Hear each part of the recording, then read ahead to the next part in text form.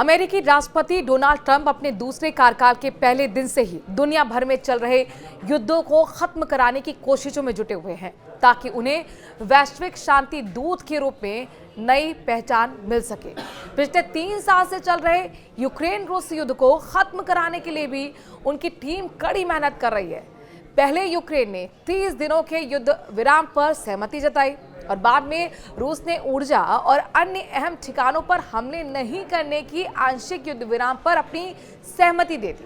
और अब रूस और यूक्रेन ने सटे काला सागर में सीज फायर करने पर सहमति जताई है। आखिर प्लान क्या है और क्या प्लान में ट्रंप सफल नजर आ रहे हैं? पुतिन ने यहां पर शर्त रखकर मुसीबतें ट्रंप के लिए भी खड़ी कर दी हैं। बताएंगे आपको इस वीडियो में। नमस्कार, मैं हूं आपके साथ मनुराज सक्सेना। तो सबसे बड़ा सवाल यही है, क्या पुतिन के प्लान में फंस गए हैं ट्रंप?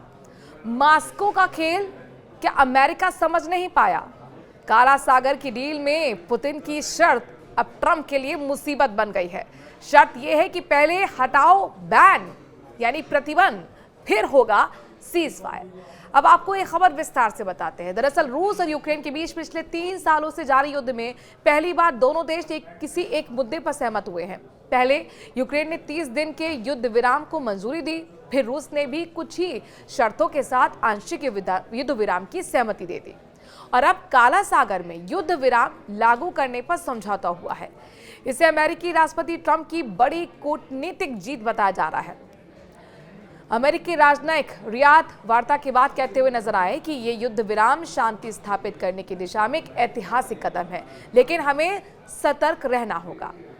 लेकिन जैसे ये समझौता हुआ, रूसी राष्ट्रपति व्लादिमीर पुतिन ने सीज फायर से पहले अमेरिका के सामने शर्तों को रख दिया, जिसमें सबसे बड़ी शर्त है कि पहले प्रतिबंध हटाओ तभी सीज फायर लागू होगा।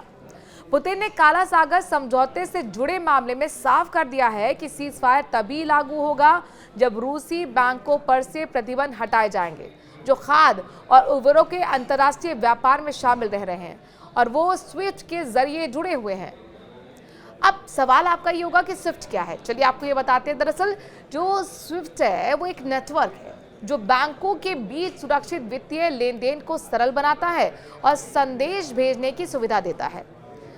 रूस की इन शर्तों का साफ मतलब है कि ब्लैक सी में युद्ध विराम के प्रभावी होने से पहले उसके बैंकों और खाद्य उत्पादों और साथ ही निर्यातों और इसके साथ ही खाद्य निर्यात में शामिल बीमा कंपनियों पर से प्रतिबंध हटाए जाने चाहिए। 2022 में जब रूस ने यूक्रेन पर हमला बोला था, तब अमेरिका ने रूस पर कड़े आर्थिक प्रतिबंध लगा दिए थे और ये सेवाएं रोक दी थी।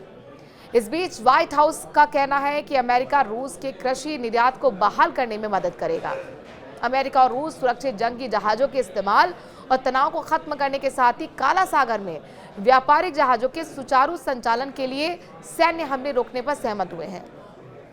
अभी तक रूस पर लगे प्रतिबंधों को हटाने पर स्थिति साफ नहीं हुई है और दूसरी तरफ यूक्रेन ने भी साफ कर दिया है कि अगर रूस अपने वादे से मुकरता है तो जेलेंस्की ने न सिर्फ अमेरिका से उस पर और कड़े प्रतिबंध लगाने की मांग करेंगे, बल्कि ट्रंप पर हथियार देने का दबाव भी बनाएंगे।